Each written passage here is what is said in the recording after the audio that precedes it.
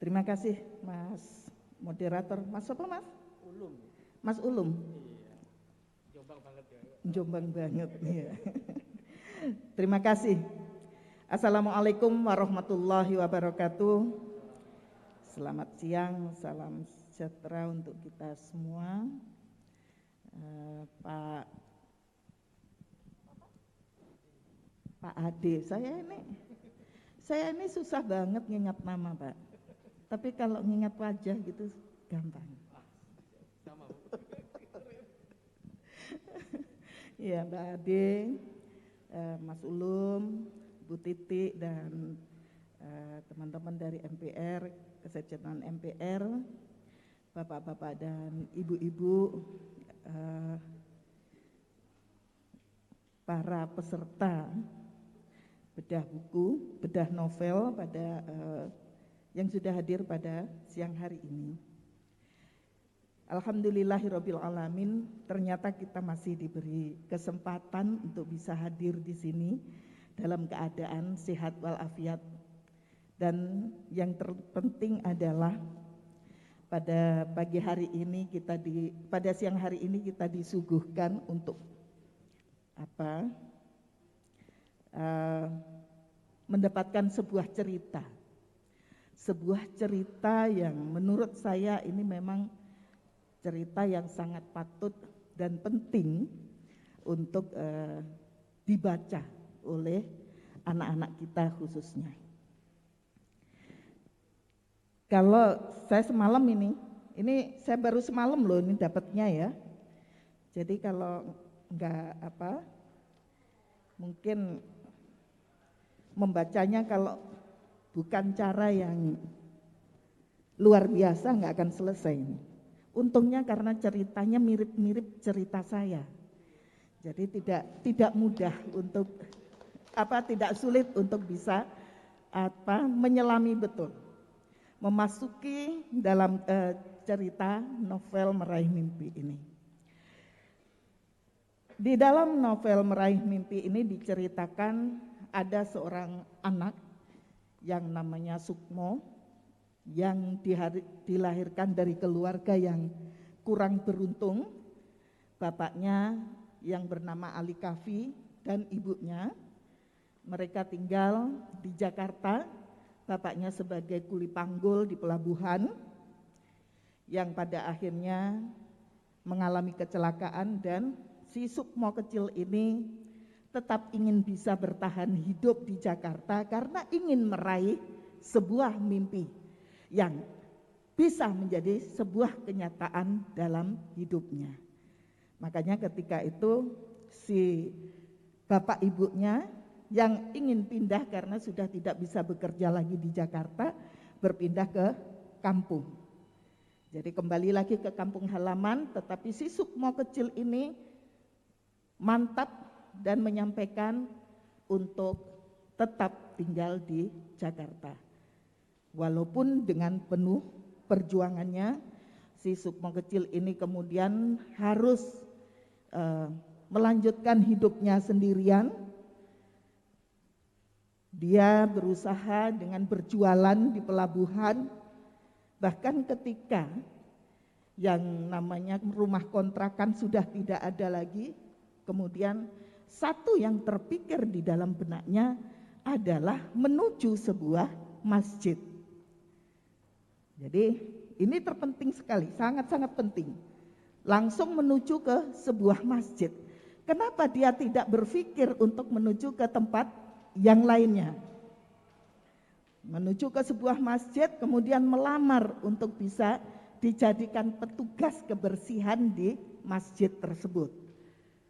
Yang pada akhirnya diterimalah dia dan diberi tempat untuk tinggal sekaligus diberi makan yang gratis juga. Mungkin seandainya si Sukmo ini tidak mempunyai sebuah keimanan yang kuat, orang tuanya tidak membekali dengan agama yang kuat, mungkin si Sukmo ini sudah menjadi mencari jalan yang mudah, atau yang namanya pelabuhan pasti banyak sekali lingkungan-lingkungan yang kurang bagus. Tapi karena keyakinannya dia langsung menuju sebuah masjid. Nah, disitulah dia juga mulai belajar berjualan, terus ditabung, sampai kemudian setiap mempunyai tabungan kok yang dilalah ini bahasa Jawa. Jawa nih Jawa Surabaya. Sama dengan mak bedunduk.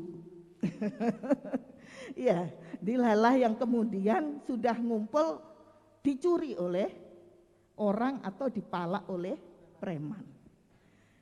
Tetapi karena yaitu tadi sudah diberikan ketebalan keimanan dan dia bisa mengelola hati, mengelola emosi, sehingga dia dengan sabarnya tidak ingin untuk membalas ataupun ingin berbuat yang kurang bagus. Padahal biasanya anak-anak seperti itu ya udahlah, saya ikutan aja lah gitu. Kenapa saya nggak cari aja seperti mereka, begitu ya. Tetapi tidak yang dilakukan oleh si Sukmo ini. Terus dilakukan seperti itu sampai pada suatu saat ketika dia sudah menginjak SMA dan ingin melanjutkan perguruan tinggi, karena memang dia berprinsip dia akan terus sekolah dan meraih keinginannya, cita-citanya untuk mencapai pendidikan tertinggi. Maka dikumpulkan terus, ternyata ketika mau masuk perguruan tinggi uangnya ini hilang. Tetapi apa yang terjadi? Mungkin di pikiran kita pasti anak ini sudah down, sudah tidak punya harapan lagi. Tetapi tidak, saudara-saudara sekalian. Ketika ini terjadi, dia berusaha lagi. Walaupun perkuliahannya tidak bisa dilakukan hari ini saat itu juga, atau artinya harus tertunda, dia kemudian melamar pekerjaan menjadi di sebuah kapal yang ini mengangkut barang-barang untuk dijual. Nah, melihat seperti itu, dia pun belajar. Artinya apa? Dimanapun dia bisa belajar ternyata, tidak hanya di bangku sekolah. Dia belajar bagaimana berbisnis, bagaimana berjualan. Akhirnya dia menjadi pinter berjualan, berbisnis, dan dipercaya oleh si pemilik kapal itu. Singkat cerita, pada akhirnya si Sukmo ini diberi kepercayaan untuk mengelola bisnis daripada pemilik kapal ini. Dan ketika Sukmo sudah merasa tabungannya cukup, dia izin untuk melanjutkan sekolahnya, kuliahnya, ternyata sama pemilik atau bosnya ini tidak diperbolehkan untuk keluar. Tetapi dia dipersilahkan untuk melanjutkan kuliah. Nah, ketika melanjutkan kuliah ini sambil bekerja, yang pada di kampus pun si Sukmo ini ternyata nggak bisa diem ini Pak Ade. Dia pun berusaha bagaimana menerapkan ilmu yang dia dapat ketika dia menjadi pegawai di sebuah kapal ini dengan mendirikan usaha di kampus. Dan itu bisa berhasil. Bahkan kemudian pun dia membuat satu organisasi yang namanya apa tadi ya, Persatuan Pemuda apa yang namanya? Wah, ini saya yang lupa ini singkatannya. Wis tuwek yang ini terus dibayi. Nah, Persatuan Pemuda Penuntut Ilmu. Pemuda penuntut ilmu. Nah, yang kemudian pada suatu saat, pada suatu hari yang kemudian dia pun diundang mengikuti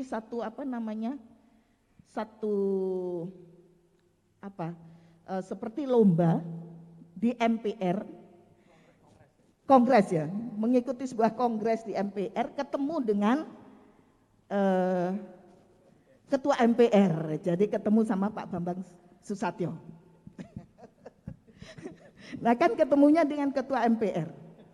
Nah kemudian melihat anak ini luar biasa ya, dengan tekunnya, dan memang sudah dilihat anak ini hebat yang namanya Sukmo ini. Pada suatu ketika ada pemilihan presiden, si ketua MPR ini mencalonkan dan menjadi wakil presiden. Menjadi wakil presiden. Beliau teringat kembali nih, saya ingat saya dulu ada anak nih yang ikut kongres yang luar biasa namanya Sukmo. Kemudian dipanggillah. Ternyata si Sukmo ini yang semula hanya mahasiswa ikut kongres, ternyata si Sukmo ini sudah menjadi seorang doktor. Nah, menjadi seorang doktor yang kuliah lulus dari Amerika. Diberikanlah dia, ditawari oleh Pak Wapres ini menjadi menteri. Kalau jenengan ditawarin menteri mau enggak? Mau, Pak? Saya enggak dah, karena memang enggak ditawarin. Enggak ada yang nawarin, Mbak. Jadi ditawarin sebagai menteri, ternyata enggak mau, Pak. Enggak mau. Ini hebatnya. Tadi kalau Mas Ulum mau, Pak Ade mau. Ternyata Sukmo itu seperti saya loh, Pak. Benar loh, Sukmo seperti saya, enggak mau.